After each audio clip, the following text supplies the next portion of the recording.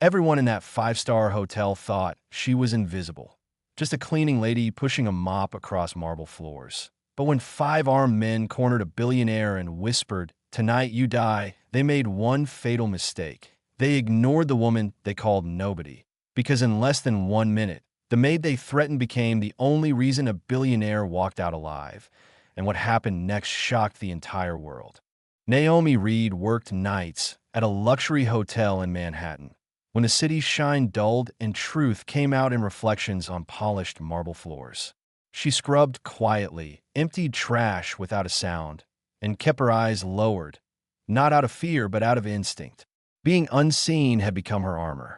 When people don't notice you, they don't ask questions. And questions were dangerous. To the guests, Naomi was background noise. Just another uniform moving through the halls, another nameless presence blending into chandeliers and velvet carpets. To the executives, she didn't exist at all. They walked past her conversations, past her mop, past her life, never once wondering who she had been before the badge that read housekeeping. But behind that plain janitor's uniform was a woman shaped by something far heavier than long shifts and tired feet. 6 years earlier, Naomi had buried a past forged in war, loss, and discipline so strict it rewired how she breathed. She had learned how to stay calm while chaos screamed, how to assess danger in seconds, how to protect others without being thanked. Those lessons were not taught in classrooms. They were carved into her through sacrifice. She didn't talk about it. She didn't hint at it. Silence was safer.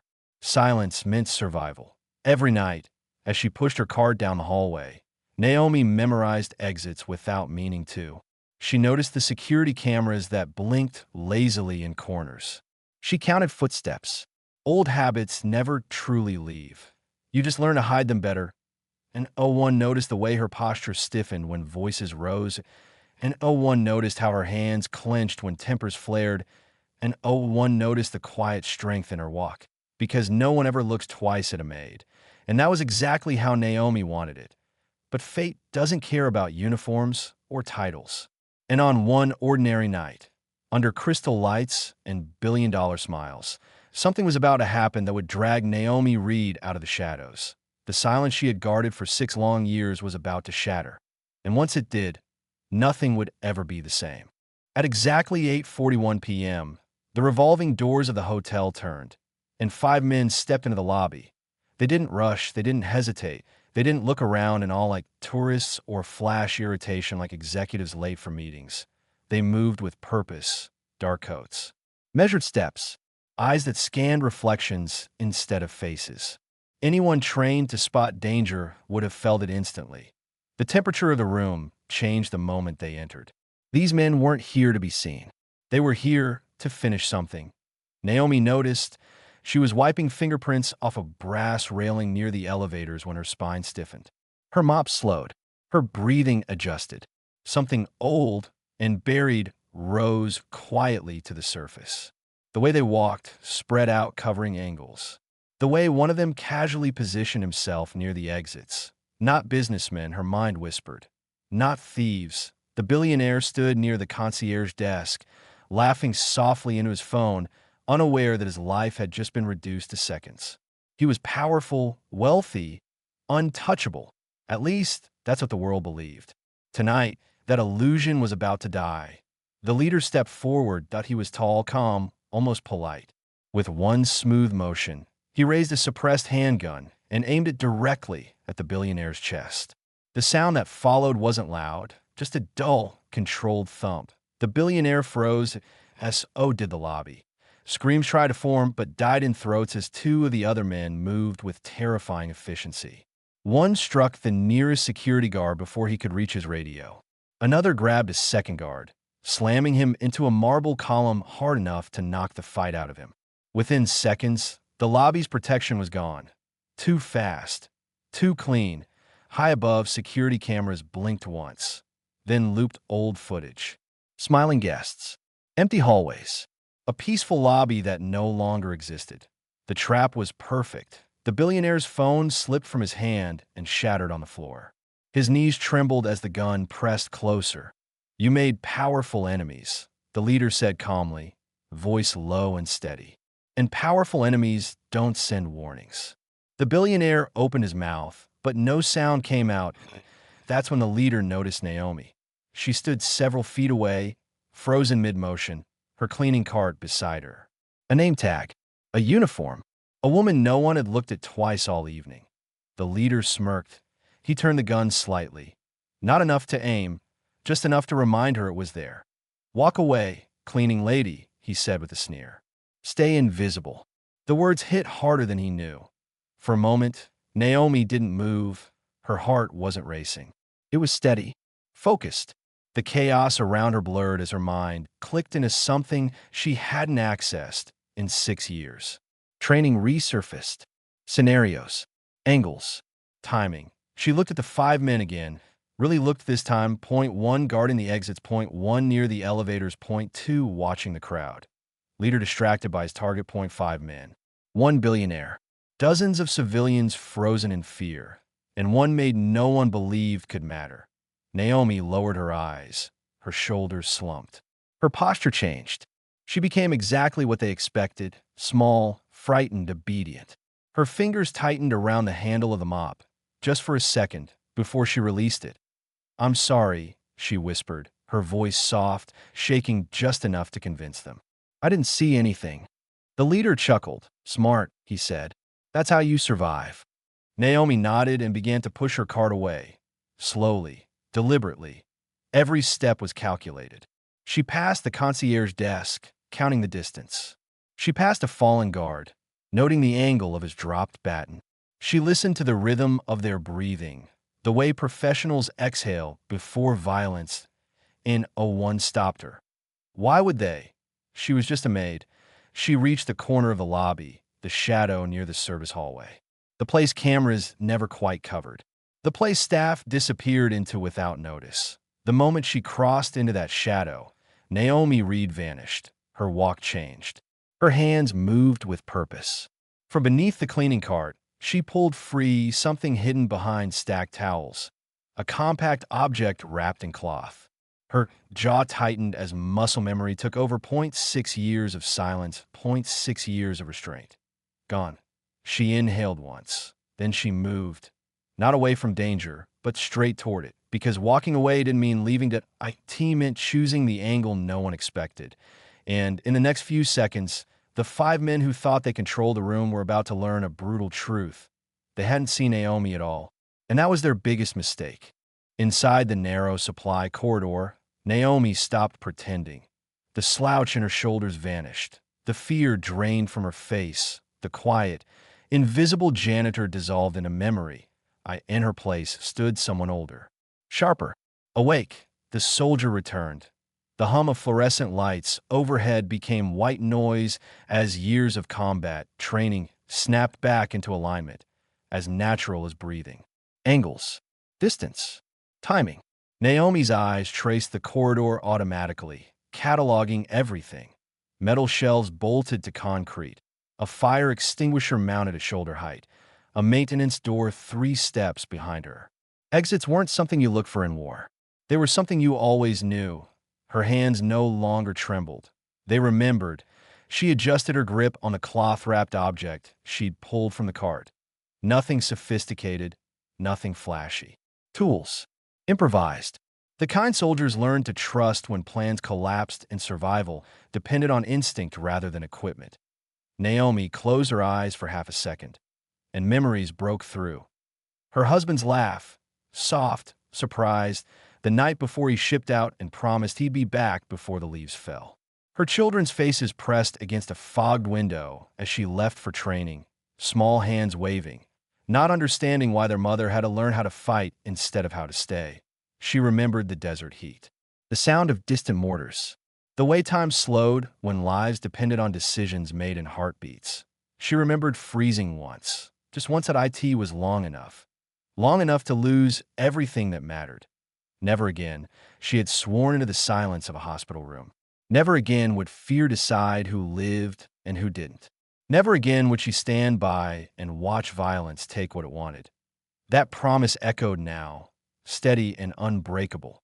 Naomi opened her eyes. From the lobby beyond the corridor, she could hear muffled voices, controlled, confident. Men who believed the situation was contained. Men who believed the only threat had already walked away with a mop and lowered eyes. They were wrong. She rolled her shoulders, loosening muscles that hadn't seen real combat in years, but had never forgotten their purpose. The uniform she wore, the badge, the name tag, no longer meant invisible. It meant close. Close enough to strike without warning. Armed with nothing but tools and instinct, Naomi moved. Her steps were soundless. Her breathing measured. Every motion was economical, stripped of panic or hesitation. She paused at the edge of the corridor, listening, counting point 5 armed men, point 1 by the exit, point 2, near the Billionaire, point 1 watching the elevators, point 1 drifting. Overconfident, she chose her first target before she chose her path. The corridor spilled back into the lobby like a throat opening to danger.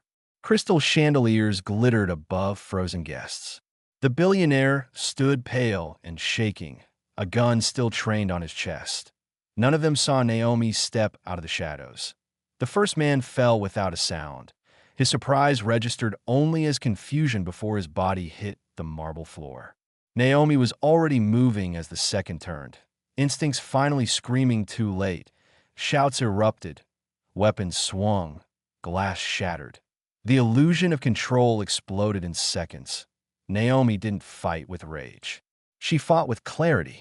Every strike was precise, every movement purposeful. She used the environment the way soldiers are taught to: walls, pillars, weight, momentum. Where they relied on firepower, she relied on timing. Where they expected chaos, she delivered discipline to the guests. It looked impossible to the men attacking. It felt unreal. Point 5 professionals, trained to kill without hesitation. Point 1 forgotten woman who refused to freeze. Alarms finally began to wail, and panic flooded the lobby. Naomi planted herself between the Billionaire and the remaining attackers, her stance wide and unyielding. Her heart was steady. Her mind was clear. The fight had already begun the moment she chose to turn back. And it wasn't over, not by a long shot, because the men who came in alive had just awakened something far more dangerous than they ever anticipated, at a soldier who had nothing left to lose and everything left to protect. Smoke exploded across the marble floor, not from fire, but from confusion that a maintenance canister shattered against the tiles, bursting into a choking gray cloud that swallowed the center of the lobby. Guests screamed and scattered blindly. Shoes slipped on polished stone. A gun skidded across the floor, spinning uselessly until it slammed into a column. For exactly 1 minute, the world lost its shape. And in that minute, Naomi Reed owned the chaos. She moved through the smoke like it was an old friend. Where others panicked, she counted steps. Where men fired wildly, she changed angles. Every strike was fast, silent, and deliberate. No wasted motion, no hesitation. She didn't fight to dominate. She fought to end threats that a wrist twisted the wrong way, cracked, that a knee buckled, thud, that a weapon stripped free before its owner realized he'd lost it. The assassins had trained for clean executions, not disruption. Not resistance from a direction that made no sense. Not a woman they had dismissed as furniture. Naomi used pillars for cover, marble counters for leverage. She redirected momentum, turned weight against itself. One man rushed her blindly through the smoke. She stepped aside and let him meet the floor with his own force. Another raised his gun too slowly. His arm was already locked, useless, pain exploding through his shoulder. The sounds blurred together, shouts, coughing, the sharp ring of metal hitting stone. To the guests watching from the edges, it looked like madness. Like the lobby itself had turned violent. Naomi, it was ordered, in the center of it all.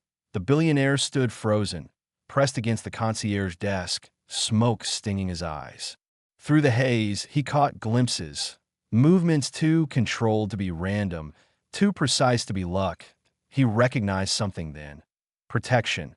The woman who had once cleaned his hallway, who had emptied his trash and avoided his gaze, was now positioning herself between him and death.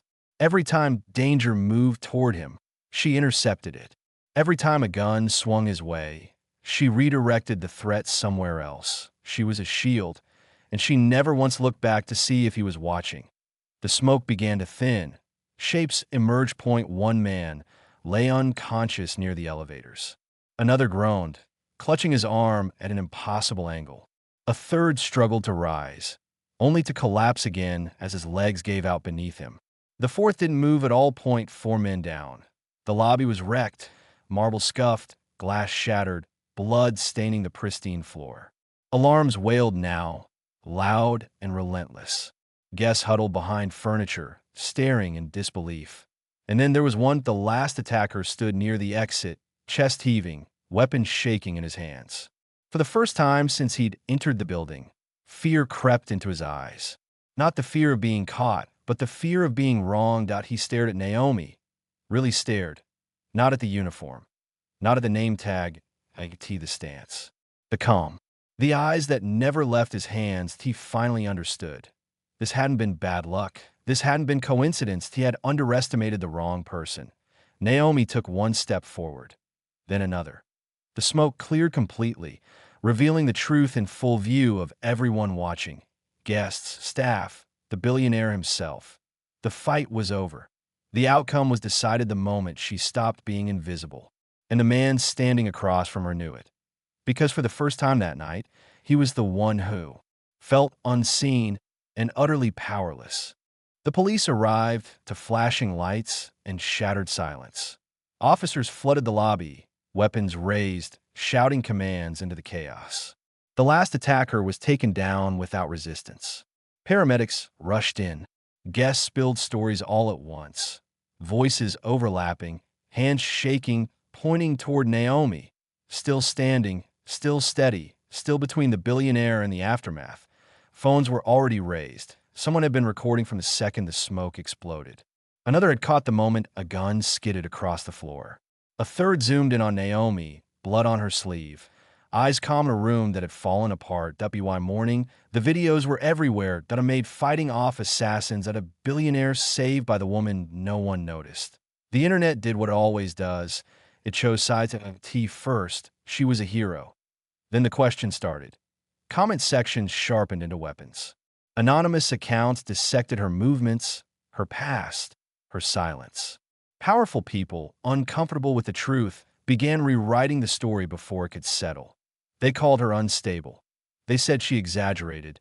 They implied the scene was staged, that she was seeking attention, that a cleaning lady couldn't possibly possess that kind of skill without something being wrong with her.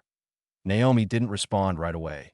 She watched quietly as headlines shifted, as her name was dragged through speculation and doubt, as praise turned into suspicion simply because her existence disrupted a narrative people were comfortable with. This battle was different. There were no angles to exploit, no exits to memorize, no threats you could disarm with speed or strength, only truth and courage to...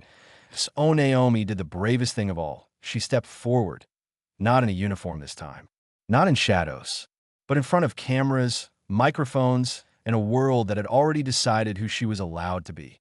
She told the truth, calmly, publicly, without anger or fear. She spoke of her service, of what she lost, of why she chose silence over recognition, of the promise she made after the day she froze and paid the price.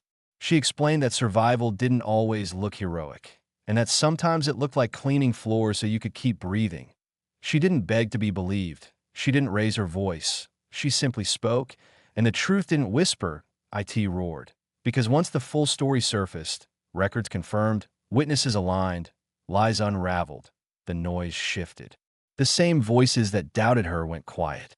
The same people who tried to erase her were forced to see her. Naomi Reed had survived war. She had survived loss. And now, she had survived being seen.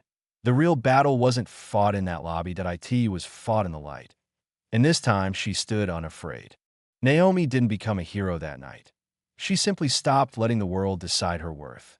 She wasn't saved by fame, money, or power. She was saved by courage, the kind that grows quietly and people's society refuses to see. That a janitor became a guardian, an invisible woman became undeniable, And the lesson wasn't about violence or revenge, that IT was this. Never underestimate the person you ignore.